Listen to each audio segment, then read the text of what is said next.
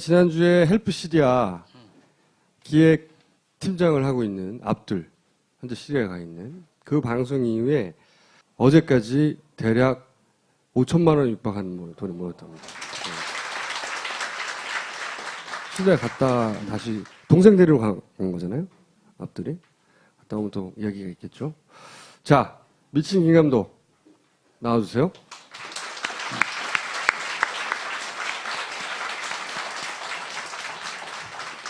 어제는 처음으로 제가 가설을 들었는데 그 가설을 완성해 나가는 과정이 굉장히 인상적이었어요. 전혀 상관없을 것 같은 정보들, 그 이전에는 그 의미를 몰랐던 정보들을 하나하나 이렇게 오랜 기간 조사하다 보니까 그것들이 하나하나 모여서 이 가설이 하나 등장했는데 굉장히 중요한 가설이라고 생각합니다. 그러니까 일단 가설이라는 걸 전제하고 오늘 이야기를 들어보도록 하겠습니다. 그 가설은 세월호가 어떻게 침몰하게 되었는가, 그 그렇죠. 가설인 거죠. 그렇죠. 자, 들어보자고요. 어떻게 그 결론, 그 가설이 성립하게 됐는지. 자, 제목 앵커의 비밀이에요. 예, 자, 앵커의 비밀이에요. 오늘 챕터. 대해전의 미스테리. 예, 그동안 이제 미스테리들이 있었는데 그걸 한 4개 정도로 큰 카테고리로 나눴거든요. 한번 보시겠습니다. 이게 초반에 굉장히 많이 나왔었어요. 왜 이렇게 섬에 가깝게 항해를 했냐. 이게 KBS에서 나왔던 건데 11일, 그러니까 사고가 나기 직전에 정상 운행을 했을 때 항적이 이렇게 되는 거예요. 예. 그리고 제가 이거 레이더로 그 11일 항적까지 다 봤거든요. 진짜 매끄러워요. 거의- 배가 사고가 없는 날은 그냥 쭉 이렇게 갔단 말이죠. 그리고 특히 인상적이었던 병풍도에서 변침하는 과정 보면 거의 직선으로 가면서 살살 변해요. 여기지. 예, 거의 회전 안 해요. 살살. 회전할 이유가 없잖아요. 예, 왜냐면 제주도가 멀거든요. 아래쪽. 갑자기 돌아야 될 이유가 그러니까, 없어. 그럴 이유가 없어요. 자, 근데 이건 정부가 발표한 항적을 기준으로 한 겁니다. 그 우리가 조작됐다고 말하는, 이게 마사지가 됐다고 말하는 그 항적 기준으로도 배는 이상하게 움직였어요, 이렇게. 예, 갑자기 좌로 이게 잘 표현했는데 KBS가 좌로 가죠. 중간 이 여기서. 맹골도와 병풍도 사이에서 여기가 맹골도고요. 예, 그 병풍도 사이에서 중간 지점에서 좌회전을 해버려요. 좌회전을 하질 않나. 좌회전을 할 거면 왜 이렇게 오른쪽으로 많이 꺾어갖고 섬에 붙어 갔다가 여기 다시 보세요. 좌회전하고. 배가 이렇게 갈 이유가 없잖아요. 그죠? 왜 이렇게 붙어서 가고. 그리고 배가 왜 이렇게 섬 옆으로 가냐고요. 그렇죠. 첫 번째 가졌던 의문은 왜 섬에 가깝게 움직였을까? 네. 이런 의문을 가졌단 말이죠. 네, 특히 병풍도. 실제로 이 초기에 수사했던 수사관도 그런 의문을 제기하는 기록들이 있어요. 네.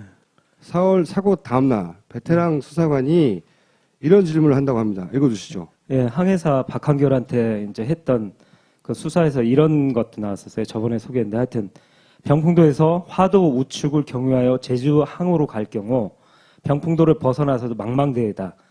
그러니까 앞이 턱 트여 있으니까요. 병풍도를 한참 지나서 자연스럽게 변침해서 항해해도 되는데 굳이 병풍도를 지나기도 전에 급변침한 이유가 무엇인가. 여기 대해서 항해사 박한결은 실제 그때 배를 몰았다.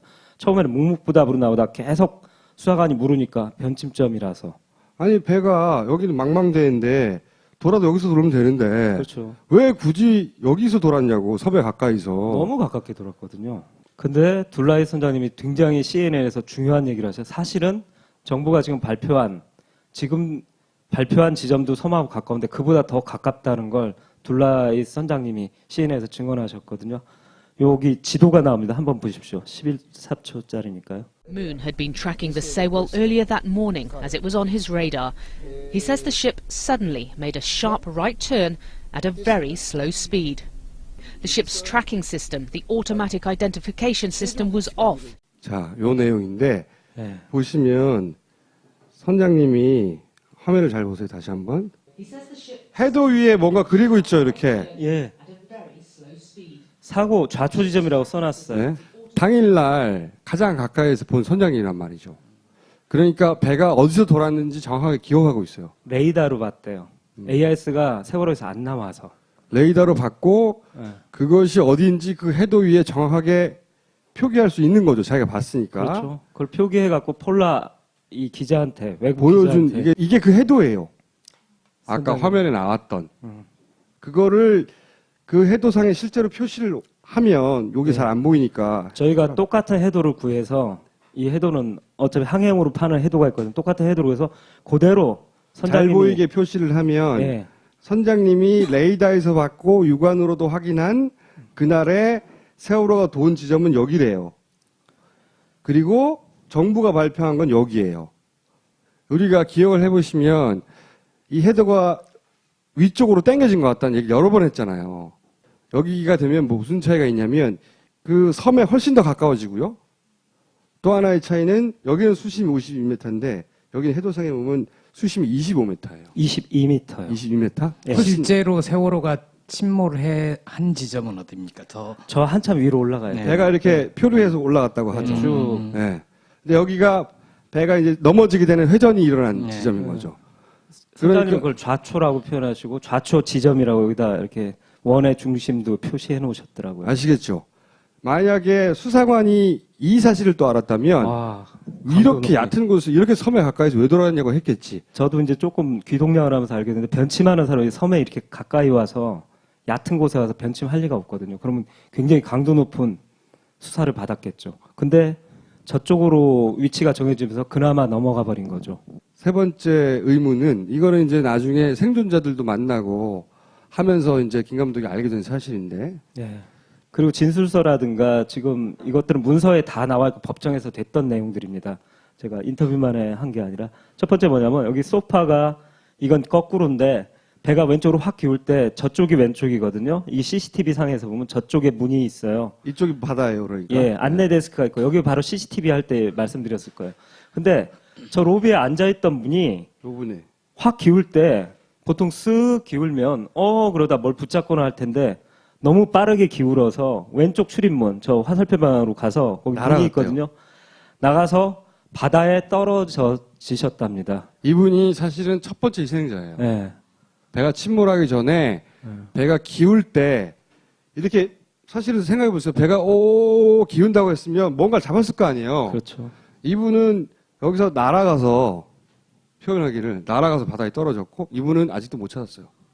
첫 번째 희생자예요, 사실은. 예. 그렇죠. 회전 때.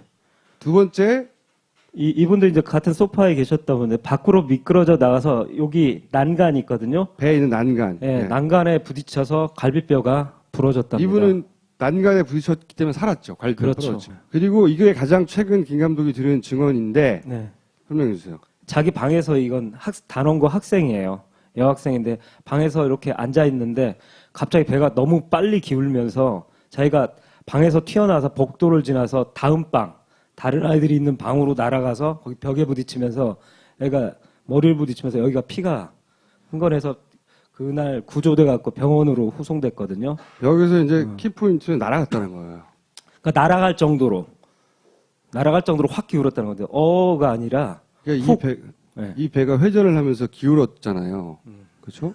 그리고 선장님은 배는 느린 속도인데 날카롭게 돌았다 그러니까 빨리 이게 뭐라 그러죠? 작은 원을 그리며 돌았다는 거거든요. 날카롭게 확 돌았다는 거거든요. 생존 학생들의 이야기나 스님들 이야기를 보면 그 지점에 날아갔다고 해요. 탕 한 거죠. 그 정도로 순간적으로. 빠르게 기울었다는 얘기예요. 확.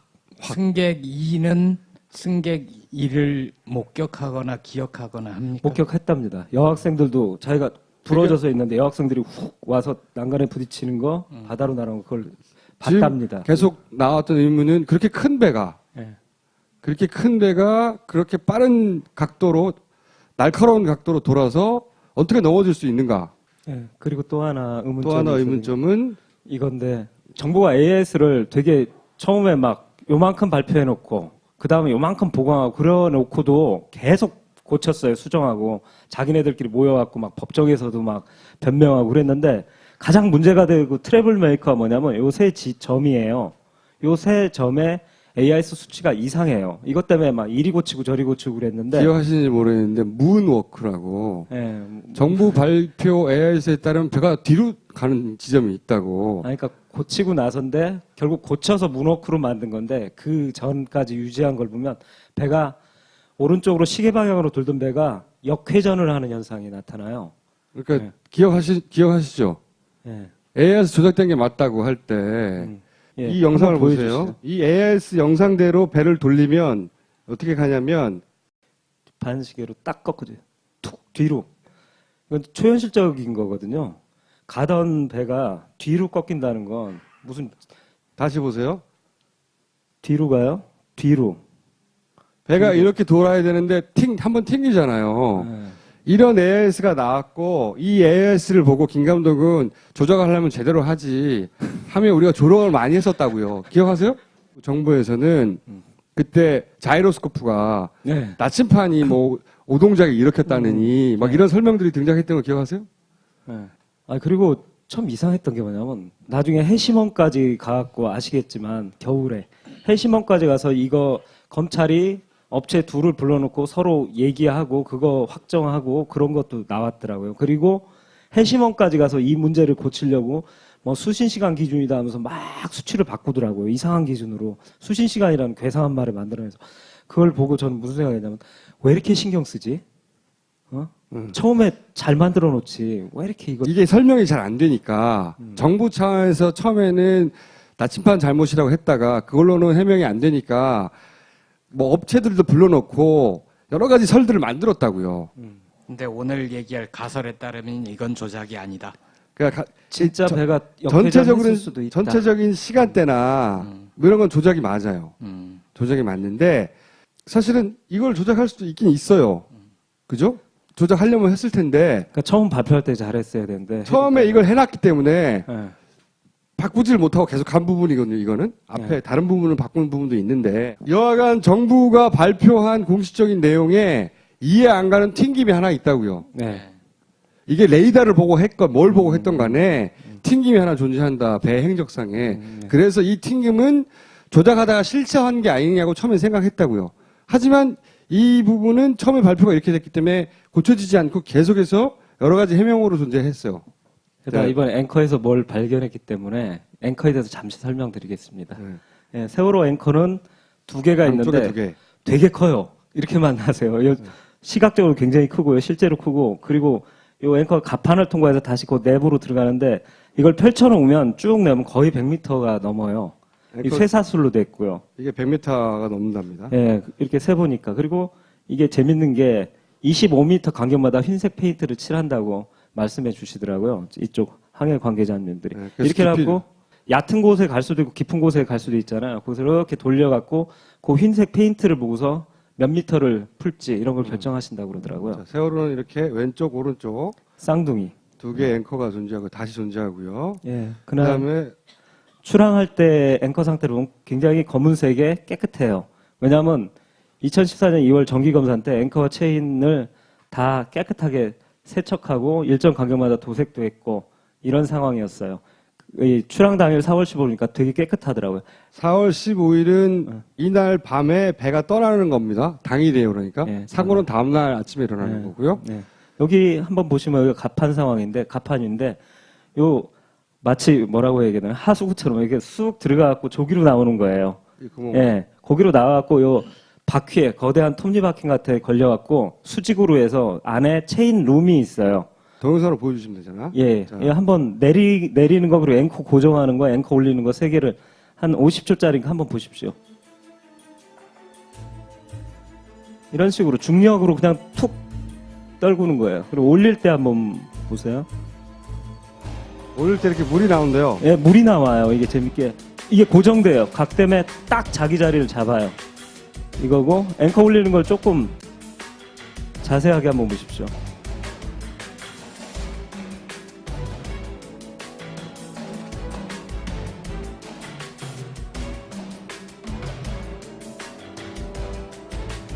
물을 고압의 물을 쏘는 이유가 이 머드 때문에 그렇대요. 심해 갔다 나오니까 끈적끈적한 게 달라붙어 있어요. 검은색 다시 이렇게 닷에 그러니까 그 사슬 사이사이에 바닥에 그렇죠. 그 뻘, 끈적끈적한 뻘. 네. 네. 회색 머드. 뻘들이 이렇게 진흙이 단뜩 붙는데요. 네. 근데 그거를 그냥 나르게 두면 꽉 예, 굳고. 굳어버려가지고 뗄 수가 없대요. 예, 그래갖고. 올라올 때 물로 예, 물로 세척한다. 청소하고. 전기감사한 때는 아주 깨끗이 닦고, 청수로 닦고, 뭐 그런 자, 다음에. 이제 그 닷에 대한 기본 정보고. 예. 근데 이제 김 감독이 이제 또 모든 영상을 뚫어지게 보다가 뭘 발견했냐면 CNN에서 둘라에이스 그러니까 이 CNN 영상은 해경이 오기 전이에요. 35분 이후. 35분 이후. 둘라에이스는 9시 거기 계속 있었고 이 영상은 9시 14분쯤에 찍은 영상이라는 거예요. 예, 한 10분쯤부터 쭉 와갖고 14분쯤 계속 찍은 것 중에 후반부에서 캡처 화면입니다. 그러니까 출항 전에 찍었던 그 선명한 그 네. 사진을 보면 다시 이런 모양으로 붙어 있어야 되는데 예. 여기에 안 보인다 이게 잘. 이게 근데 해상도가 낮아서 그런 건지 그죠? 그럴 수도 있잖아. 뭐 빛의 반사 흔히 잘 나오는 게 빛의 반사 아니야. 예. 마치 때도 맨날 빛의 반사라며. 예. 빛의 반사 때문인지 이게 이런 걸로는 알 수가 없잖아. 그래서 김 감독이 이제 파기 시작한 거예요. 이 다시 잘 나오는 사진을. 그래서 원본을 되게 찾고 싶어서 그러다가 아예 둘라의 선장님을 만나러 가자. 그렇게 했는데 잘 만나 뵙기가 힘들었는데 둘라이스 선장님이 언론사에 제공한 사진을 입수하게 됐습니다. 예. 예. 자 보세요. 요 사진은 너무 날라가 잘 안 보이는데 예. 이 위치에 다시 보여야 되는데 다시 잘 안 보이는 거예요. 근데 또 하나의 사진이 있었어요. 예, 또 더 하나의 잘 사진. 나온 각도. 또 하나의 사진을 보면 배가 지금 누워 있거든요. 이미 누워 있는데 여기에 보세요. 여기가 다시 있어야 되는데 구멍만 보이죠. 이건 다시 달려 있어요. 예. 다음 비교 사진 한번 보여주십시오. 예, 이게 좀 잘 보이네요. 이렇게 안 보이죠. 다시 안 보여요. 한마디로 말해서 잘 보이는 사진을 봤는데 다시 안 보인다고. 좋은 해상도의 사진으로 세월호가 누워 있는 9시 32분경 아직 해경은 도착하지 않았어요. 헬기가 막 도착한 상황, 헬기 보이죠? 헬기가 그 여기 상황에서. 도착했어요. 근데 헬기는 이걸 찍을 수가 없지 각도상. 예. 그 각도가 보이는 둘라에서 찍은 거예요. 그래서 여기가 보인 거예요. 근데 여기를 봤더니 다시 안 보여. 저기서 안 보인다면 다시 내려가 있다는 얘기잖아요. 두- 어디로 들어가는 게 아니니까. 그렇죠. 예, 들어갈 수는 없죠. 이게 여기 내려가 있거나 예, 지금 막 올라오는 상태거나. 올라오고 있는 상태거나 왜냐면 이건 스틸 사진이니까 그렇죠. 혹은 이렇게 올라왔는데 예를 들어서 아까 회색 머드가 있었잖아요. 그렇죠. 그 회색 머드가 묻어서 예를 들어서 저 배경의 회색과 지금 좀 묻어서 겹쳐져서 잘 안 보인다든가. 그 두 가지 가능성밖에 없거든요. 그러니까 어쨌든 어느 상황이든 간에 다시 정상적이지 않다는 거예요. 다시. 그러면 계속 다시 안 보였을까? 또 찾아본 거지?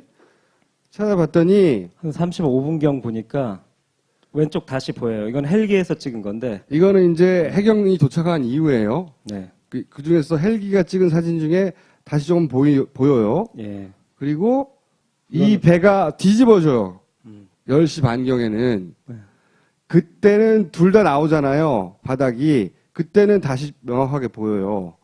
그러니까 지금 이 사진상으로만 보면 9시 30분 경까지는 다시 잘 안 보인다고. 25m를 몇 분에 올린다고요? 5분. 5분 사이에 그냥 다시 내려갔다가 올라왔을 수도 있는 거고. 그렇죠. 그 사진 찍었을 때 내려가 있는 상황일 수도 있는 거고. 그렇죠. 여하간 여기서 중요한 건 그 32분 시점에 찍은 사진에는 다시 안 보인다는 거예요. 다시 내려가 있거나 사용되었거나 하여튼 정상적인 상황이 아니라는 거지. 그래서 이제 이거를 다 조합하기 시작한 거야, 김 감독이. 그러니까 왜 섬에 가까이 갔나라는 것도 혹시 그 섬에 가까이 가면 아까 22m라고 그랬잖아요. 잠시 그 다음 장을 보시면 망망대해에 가면 깊어지거든요. 예, 근데 깊은 곳에 가지 않고 이렇게 22m에 이게 상상도기는 하지만 높이를 거의 맞춘 거예요. 이렇게 낮은 지점으로 갔어요. 여기 서면 아까 25m 혹은 한 30m 정도만 풀면 바닥에 닿을 수 있거든요. 그리고 그걸 끌고서 쭉 달려버리면 여기 가까이, 그러니까 앵커를 만약에 사용하겠다라는 선원들의 계산이 있었다면 가까운 데로 가야 돼요. 그게 좋으니까, 유리하니까. 이걸 갖고서 여기서 22m 위에서 돌면 저희가 항해사를 분을 만나서 이렇게 취재를 하니까 달리는 상황에서 앵커가 늘어져 있으면 좌측에 이제 저항을 받을 것이다. 바닥을 끌면서 가니까. 그러다가 이렇게 융기된 곳이 있지 않습니까? 그런 데를 만나면 잘못하면 걸리기도 하지만 보통 이렇게 툭 치는 순간 말하자면 배가 오른쪽으로 이렇게 도는 상하게 뭐가 탁 걸리면 이렇게 채버리는 거잖아요. 뒤에서. 왼쪽으로 확 기울어 버리죠. 그러면 아까 얘기한 그 아이들 로비에 있던 승객이 날아가 버리고 그리고 역회전하는 현상 있지 않습니까? 튕기는 거죠. 그게 다 실제로 일어날 수 있는 거죠. 그래서 가까이 갔고, 그래서 돌았고, 그래서 앵커가 보이지 않았고, 이 가설이면 사실은 지금까지 단편적으로 나왔던 정보들이 일관되게 설명되는 가설이죠. 그런 가설을 세웠을 때 우리가 이상하게 생각한 여러 가지가 하나로 엮여져서 네. 사실은 다 낮게 였을 때는 설명하기 힘들었거든요. 근데 굉장히 위험한 가설이긴 해요. 굉장히 위험하죠. 왜냐하면 이거는 정말로 빼도 박도 못하는 명백한 의도를 가지고 배를 넘어뜨리기 위해서 가진 수단을 다 썼다는 거거든요. 그렇죠. 이 가설은. 근데 그러면 이 가설에서 잘못된 지점을 누군가 또 반론을 제기해주면 네. 김 감독도 거기서 또 도움을 받아서 허점을 메꾸거나 다른 정보를 찾겠죠. 근데 왜 제시할 만한 가설이라고 저는 또 생각했냐면 이때까지의 정보들의 취합과 이것을 설명해내는 방식도 설득력이 어느 정도 있지만 제가 김 감독한테 끊임없이 제기했던 문제가 하나 있어. 왜 일부를 땡겼냐고. 지금 에이아스 정보나 이런 정보들이 대략 1분 정도가 땡겨졌어요. 그거는 여러 차례 방송 내에서 얘기했단 말이에요. 정확하게 몇 초죠? 52초인가? 58초. 그러니까 공식적으로 정부에서 말한 거 57초 8. 여러분 저기 정부가 발표한 항적도에 이 말씀 간략히 드리면 저 두 그룹이 있어요. 사고 시간도 틀리고. 근데 양자 차이가 1분 차이가 있거든요. 근데 실제 시간보다 제가 이 설명 전에 드린다면 실제 사고 시간도 그렇고 정부는 1분 당겼을 확률이 굉장히 높습니다. 아마 그 얘기도 드릴 거예요. 지금까지 일관되게 1년여 넘게 김 감독이 분석하고 제기했던 것 중에 결론적으로는 정부가 발표한 항적, 정부가 발표한 시간이 실제 시간보다 1분 정도 앞당겨진 것 같다. 위치가 위로 올라간 것 같다. 뭐 여러 가지 얘기했잖아요. 속도가 뭐 조작됐다니 뭐 다 얘기했는데, 근데 1분이 앞당겨진 것 같다. 대략 58초. 1분 정도가 앞당겨진 것 같다라고 분석 결과가 아무리 봐도 그렇게 나와요. 김 감독의 분석을 이때까지 따라오자면 위치를 바꾼다든가 속도를 바꾼다든가 수치를 장난친다든가 이런 건 이해가 가요. 근데 왜 앞당길 필요가 있었지, 시간을? 그리고 왜 해도를 이렇게 당겼지? 해도를 당기면서 시간 차이가 발생하는 거거든요. 그렇죠. 당기면 위치가 바뀌잖아요. 거기까지 도달할 시간이 바뀔 거 아닙니까, 그러면. 그렇죠. 그래서 이 시간이 바뀐 건데 왜 이렇게 당길 필요가 있었냐고 끊임없이 물어봤는데 저는 이 가설을 듣고 그것이 어느 정도 해결됐다는 생각이 드는 거예요. 왜 그랬냐? 정부는 여기라고 발표했지만 여기서 자빠진 거예요. 전문가들이 배가 여기서 자빠졌다고 하면 큰일 나죠. 설득이 안 되는 거예요. 어느 누구도. 단순 사고라고 절대 여기지 않죠. 이 큰 배가 이 섬 바짝 붙어가지고 여기서 왜 돌았어? 여기서부터 설명이 안 되는 거예요.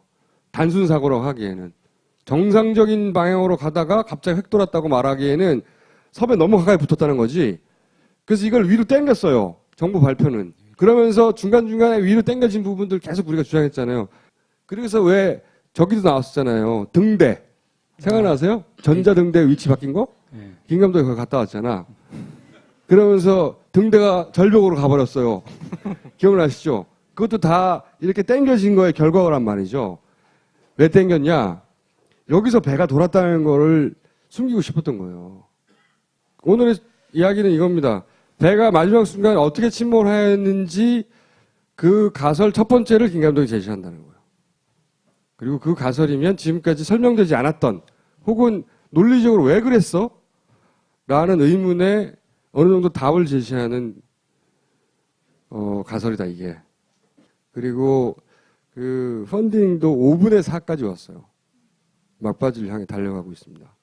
김 감독도 이제 여러 가지 데이터를 종합하는 단계로 점점 스테이지로 돌입했고 마지막 순간까지 응원을 부탁드리고 공지 얘기하고 끝내죠 이제. 다음 주 방송은 10월의 마지막 방송이잖아요. 네.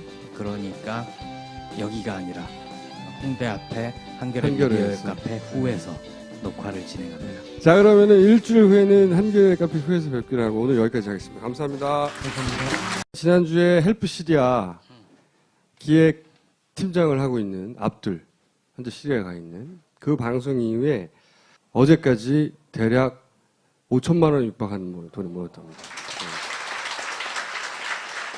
수도에 갔다 다시 동생 데리러 간 거잖아요. 앞들이. 갔다 오면 또 이야기가 있겠죠. 자, 미친 김 감독 나와주세요.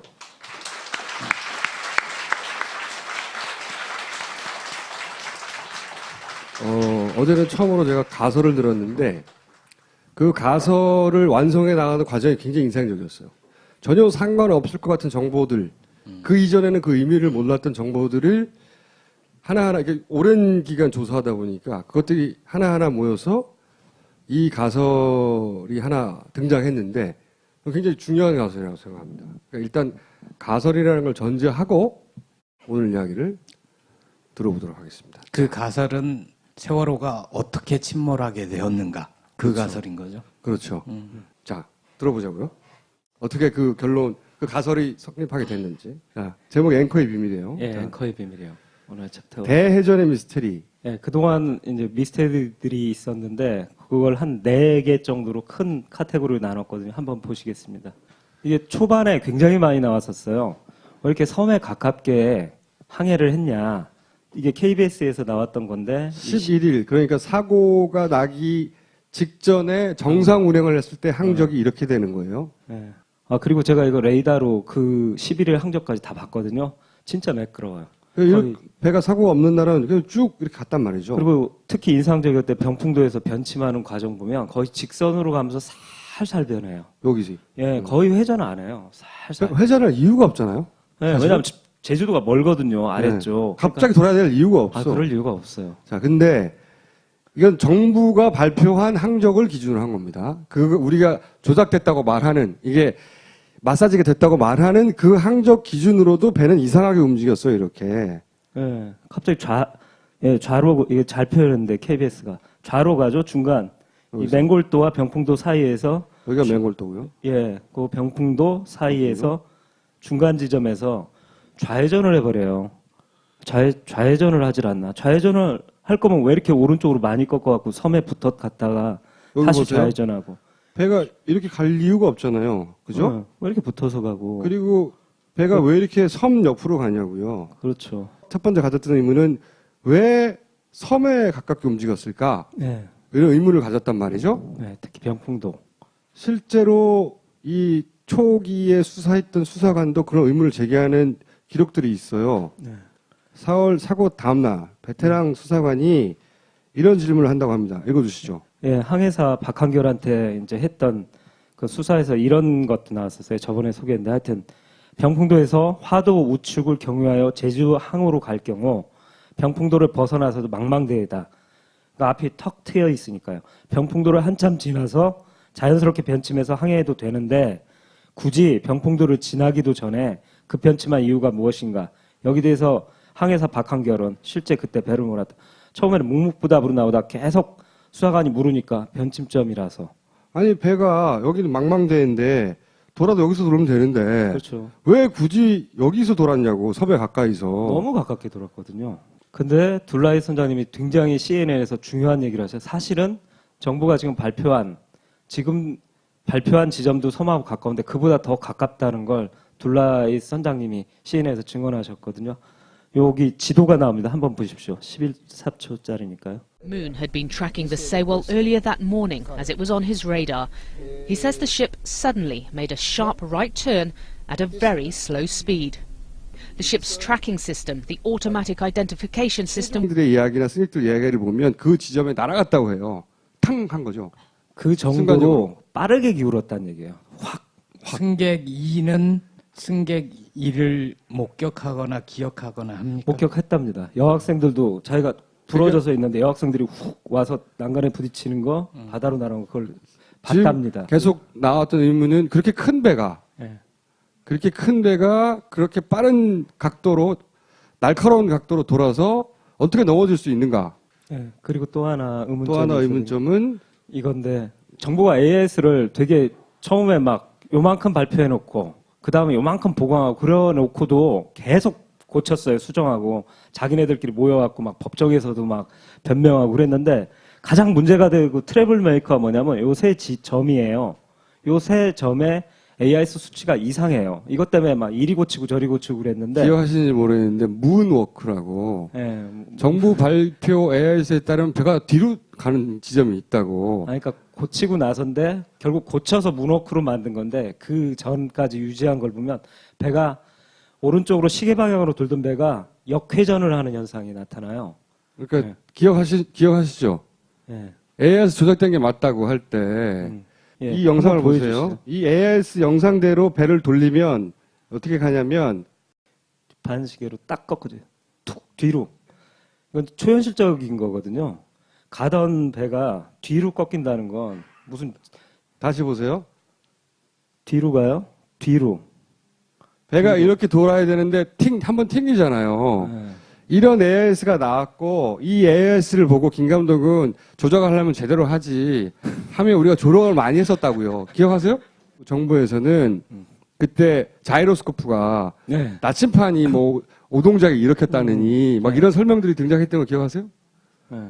아 그리고 참 이상했던 게 뭐냐면 나중에 해심원까지 가갖고 아시겠지만 겨울에 해심원까지 가서 이거 검찰이 업체 둘을 불러놓고 서로 얘기하고 그거 확정하고 그런 것도 나왔더라고요. 그리고 해심원까지 가서 이 문제를 고치려고 뭐 수신 시간 기준이다 하면서 막 수치를 바꾸더라고요. 이상한 기준으로 수신 시간이라는 괴상한 말을 만들어내서 그걸 보고 저는 무슨 생각이냐면 왜 이렇게 신경 쓰지? 처음에 잘 만들어 놓지 왜 이렇게 이게 설명이 잘 안 되니까 정부 차원에서 처음에는 나침판 잘못이라고 했다가 그걸로는 해명이 안 되니까 뭐 업체들도 불러놓고 여러 가지 설들을 만들었다고요. 근데 오늘 얘기할 가설에 따르면 이건 조작이 아니다. 그러니까 진짜 배가 역회전했을 수도 있다. 전체적인 시간대나 뭐 이런 건 조작이 맞아요. 조작이 맞는데 사실은 이걸 조작할 수도 있긴 있어요. 그죠? 조작하려면 했을 텐데 그러니까 처음 발표할 때 잘했어야 되는데 처음에 이걸 해놨기 때문에 네. 바꾸질 못하고 계속 간 부분이거든요, 이거는. 앞에 네. 다른 부분은 바꾼 부분도 있는데. 여하간 정부가 발표한 공식적인 내용에 이해 안 가는 튕김이 하나 있다고요. 네. 이게 레이더를 보고 했건 뭘 보고 했던 간에 튕김이 하나 존재한다, 배 행적상에. 네. 그래서 이 튕김은 조작하다가 실체화한 게 아니냐고 처음에 생각했다고요. 하지만 이 부분은 처음에 발표가 이렇게 됐기 때문에 고쳐지지 않고 계속해서 여러 가지 해명으로 존재했어요. 그래서 네. 이번 앵커에서 뭘 발견했기 때문에 앵커에 대해서 잠시 설명드리겠습니다. 네. 예, 세월호 앵커는 두 개가 양쪽에 있는데 두 개. 되게 커요. 이렇게만 하세요. 시각적으로 굉장히 크고요. 실제로 크고 그리고 이 앵커 가판을 통과해서 다시 그 내부로 들어가는데 이걸 펼쳐놓으면 쭉 내면 거의 100m가 넘어요. 이 쇠사슬로 돼 있고요. 이게 100m가 넘는답니다. 예, 이렇게 세보니까. 그리고 이게 재밌는 게 25m 간격마다 흰색 페인트를 칠한다고 말씀해 주시더라고요. 이쪽 항해 관계자님들이. 네, 그래서 이렇게 해갖고 얕은 곳에 갈 수도 있고 깊은 곳에 갈 수도 있잖아요. 거기서 이렇게 돌려갖고 그 흰색 페인트를 보고서 몇 미터를 풀지 이런 걸 결정하신다고 그러더라고요. 자, 세월호는 이렇게 왼쪽 오른쪽 인 거예요. 근데 여기를 봤더니 다시 안 보여. 저기서 안 보인다면 다시 내려가 있다는 얘기잖아요. 음. 어디로 들어가는 게 아니니까. 그렇죠. 예, 들어갈 수는 없죠. 이게 여기 내려가 있거나 예, 지금 막 올라오는 상태거나 올라오고 있는 상태거나 왜냐면 이건 스틸 사진이니까 그렇죠. 혹은 이렇게 올라왔는데 예를 들어서 아까 회색 머드가 있었잖아요. 그렇죠. 그 회색 머드가 묻어서 예를 들어서 저 배경의 회색과 지금 좀 묻어서 겹쳐져서 잘 안 보인다든가. 그 두 가지 가능성밖에 없거든요. 그러니까 어쨌든 어느 상황이든 간에 다시 정상적이지 않다는 거예요. 다시. 그러면 계속 다시 안 보였을까? 또 찾아본 거지? 찾아봤더니 한 35분경 보니까 왼쪽 다시 보여요. 이건 헬기에서 찍은 건데. 이거는 이제 해경이 도착한 이후에요. 네. 그 중에서 헬기가 찍은 사진 중에 다시 조금 보여요. 예. 그리고 이 배가 뒤집어져요. 10시 반경에는. 네. 그때는 둘 다 나오잖아요. 바닥이. 그때는 다시 명확하게 보여요. 그러니까 지금 이 사진상으로만 보면 9시 30분 경까지는 다시 잘 안 보인다고. 25m를 몇 분에 올린다고요? 5분. 5분 사이에 그냥 다시 내려갔다가 올라왔을 수도 있는 거고. 그렇죠. 그 사진 찍었을 때 내려가 있는 상황일 수도 있는 거고. 그렇죠. 여하간 여기서 중요한 건 그 32분 시점에 찍은 사진에는 다시 안 보인다는 거예요. 다시 내려가 있거나 사용되었거나 하여튼 정상적인 상황이 아니라는 거지. 그래서 이제 이거를 다 조합하기 시작한 거야, 김 감독이. 그러니까 왜 섬에 가까이 갔나라는 것도 혹시 그 섬에 가까이 가면 아까 22m라고 그랬잖아요. 잠시 그 다음 장을 보시면 망망대해에 가면 깊어지거든요. 예, 근데 깊은 곳에 가지 않고 이렇게 22m에 이게 상상도기는 하지만 높이를 거의 맞춘 거예요. 이렇게 낮은 지점으로 갔어요. 여기 서면 아까 25m 혹은 한 30m 정도만 풀면 바닥에 닿을 수 있거든요. 그리고 그걸 끌고서 쭉 달려버리면 여기 가까이, 그러니까 앵커를 만약에 사용하겠다라는 선원들의 계산이 있었다면 가까운 데로 가야 돼요. 그게 좋으니까, 유리하니까. 이걸 갖고서 여기서 22m 위에서 돌면 저희가 항해사를 분을 만나서 이렇게 취재를 하니까 달리는 상황에서 앵커가 늘어져 있으면 좌측에 이제 저항을 받을 것이다. 바닥을 끌면서 가니까. 그러다가 이렇게 융기된 곳이 있지 않습니까? 그런 데를 만나면 잘못하면 걸리기도 하지만 보통 이렇게 툭 치는 순간 말하자면 배가 오른쪽으로 이렇게 도는 상하게 뭐가 탁 걸리면 이렇게 채버리는 거잖아요. 뒤에서. 왼쪽으로 확 기울어 버리죠. 그러면 아까 얘기한 그 아이들 로비에 있던 승객이 날아가 버리고 그리고 역회전하는 현상이 있지 않습니까? 튕기는 거죠. 그게 다 실제로 일어날 수 있는 거죠. 그래서 가까이 갔고, 그래서 돌았고, 그래서 앵커가 보이지 않았고, 이 가설이면 사실은 지금까지 단편적으로 나왔던 정보들이 일관되게 설명되는 가설이죠. 네, 그런 가설을 세웠을 때 우리가 이상하게 생각한 여러 가지가 하나로 엮여져서 네. 사실은 다 낮게 였을 때는 설명하기 힘들었거든요. 근데 굉장히 위험한 가설이긴 해요. 굉장히 위험하죠. 왜냐하면 이거는 정말로 빼도 박도 못하는 명백한 의도를 가지고 배를 넘어뜨리기 위해서 가진 수단을 다 썼다는 거거든요. 그렇죠. 이 가설은. 근데 그러면 이 가설에서 잘못된 지점을 누군가 또 반론을 제기해주면 네. 김 감독도 거기서 또 도움을 받아서 서점을 메꾸거나 다른 정보를 찾겠죠.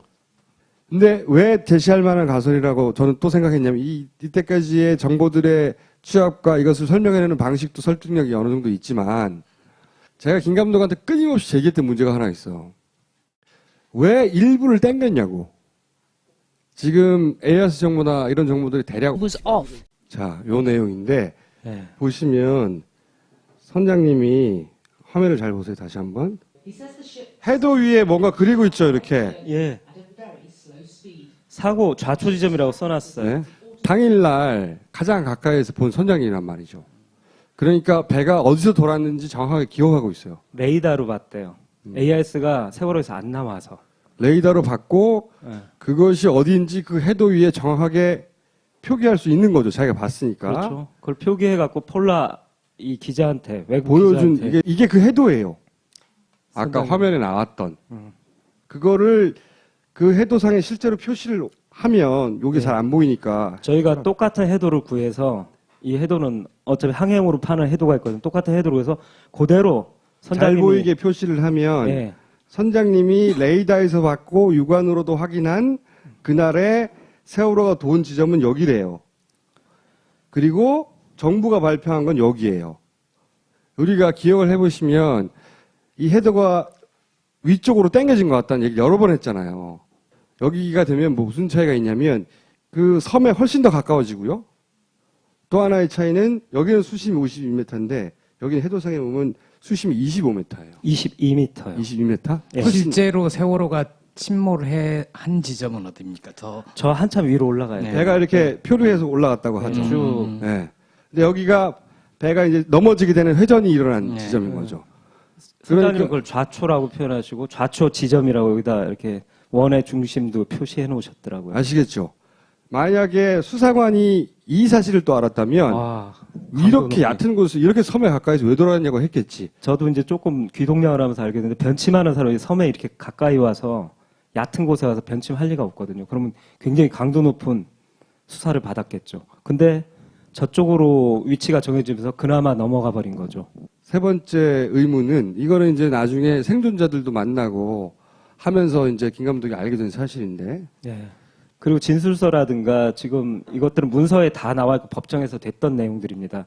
제가 인터뷰만 한 게 아니라 첫 번째 뭐냐면 여기 소파가 이건 거꾸로인데 배가 왼쪽으로 확 기울 때 저쪽이 왼쪽이거든요. 이 CCTV 상에서 보면 저쪽에 문이 있어요. 이쪽이 바다예요, 그러니까. 예, 안내 데스크가 있고 여기 바로 CCTV 할 때 말씀드렸을 거예요. 근데 저 로비에 앉아있던 분이 요분에. 확 기울 때 보통 쓱 기울면 그러다 뭘 붙잡거나 할 텐데 너무 빠르게 기울어서 왼쪽 출입문 저 화살표 방향으로 가서 거기 문이 날아갔대요. 있거든요. 나가서 바다에 떨어지셨답니다. 이분이 사실은 첫 번째 희생자예요. 예. 배가 침몰하기 전에 배가 기울 때 이렇게 사실은 생각해 보세요. 배가 기운다고 했으면 뭔가를 잡았을 거 아니에요. 그렇죠. 이분은 여기서 날아가서 표현하기를 날아가서 바다에 떨어졌고 이분은 아직도 못 찾았어요. 첫 번째 희생자예요, 사실은. 예. 그렇죠. 회전 때. 두 번째 이분도 이제 같은 소파에 계셨다 보는데 밖으로 미끄러져 나가서 여기 난간이 있거든요. 배에 있는 난간. 예, 예. 난간에 부딪혀서 갈비뼈가 부러졌답니다. 이분은 난간에 부딪혔기 때문에 살았죠. 갈비뼈 그렇죠. 부러졌죠. 그리고 이게 가장 최근 김 감독이 들은 증언인데 네. 설명해 주세요. 자기 방에서 이건 단원고 학생이에요.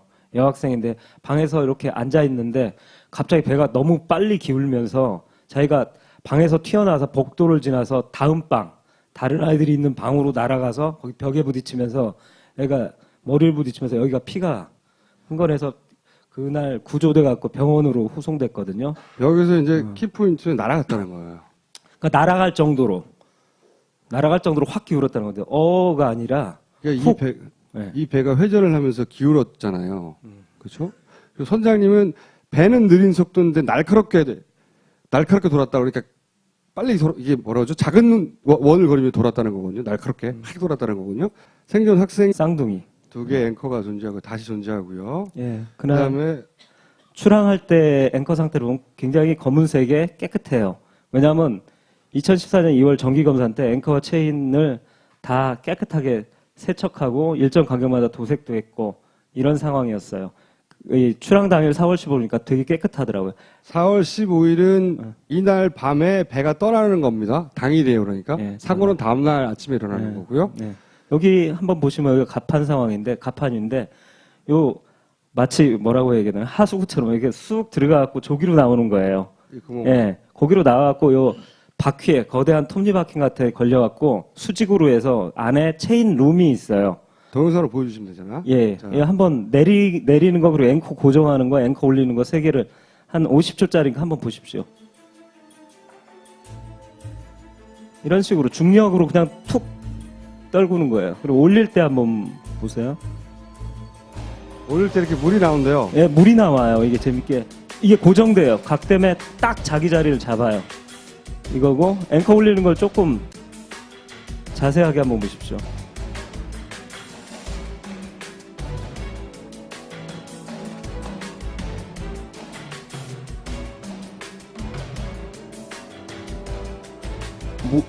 고압의 물을 쏘는 이유가 이 머드 때문에 그렇대요. 심해 갔다 나오니까 끈적끈적한 게 달라붙어 있어요. 검은색 다시 이렇게 닷에 그러니까 그 사슬 사이사이에 바닥에 그렇죠. 그 뻘, 끈적끈적한 뻘. 네. 네. 회색 머드. 뻘들이 이게 진흙이 단뜩 붙는데요. 네. 근데 그거를 그냥 나르게 두면 꽉 예, 굳고. 굳어버려가지고 뗄 수가 없대요. 예, 그래갖고. 올라올 때 물로 예, 물로 세척한다. 청소하고. 전기감사한 때는 아주 깨끗이 닦고, 청수로 닦고, 뭐 그런 자, 다음에. 이제 그 닷에 대한 기본 정보고. 예. 근데 이제 김 감독이 이제 또 모든 영상을 뚫어지게 보다가 뭘 발견했냐면 CNN에서 둘라에이스, 그러니까 이 CNN 영상은 해경이 오기 전이에요. 35분 이후. 35분 이후. 둘라에이스는 9시, 거기 계속 있었고, 이 영상은 9시 14분쯤에 찍은 영상이라는 거예요. 예, 한 10분쯤부터 쭉 와갖고 14분쯤 계속 찍은 것 중에 후반부에서 캡처 화면입니다. 그러니까 출항 전에 찍었던 그 선명한 그 네. 사진을 보면 다시 이런 모양으로 붙어 있어야 되는데, 예, 여기에 안 보인다, 이게 잘. 이게 근데 해상도가 낮아서 그런 건지, 그죠? 그럴 수도 있잖아. 뭐, 빛의 반사, 흔히 잘 나오는 게 빛의 반사 아니야. 예. 마치 때도 맨날 빛의 반사라며. 예. 빛의 반사 때문인지, 이게 이런 걸로는 알 수가 없잖아. 그래서 김 감독이 이제 파기 시작한 거예요. 이 다시 잘 나오는 사진을. 그래서 원본을 되게 찾고 싶어서 그러다가 아예 둘라의 선장님을 만나러 가자. 그렇게 했는데 잘 만나 뵙기가 힘들었는데 둘라이 선장님이 언론사에 제공한 사진을 입수하게 됐습니다. 예. 예. 자, 보세요. 요 사진은 너무 날라가 잘 안 보이는데 예. 이 위치에 다시 보여야 되는데 다시 잘 안 보이는 거예요. 근데 또 하나의 사진이 있었어요. 예, 또 더 하나의 잘 사진. 나온 각도. 또 하나의 사진을 보면 배가 지금 누워 있거든요, 이미.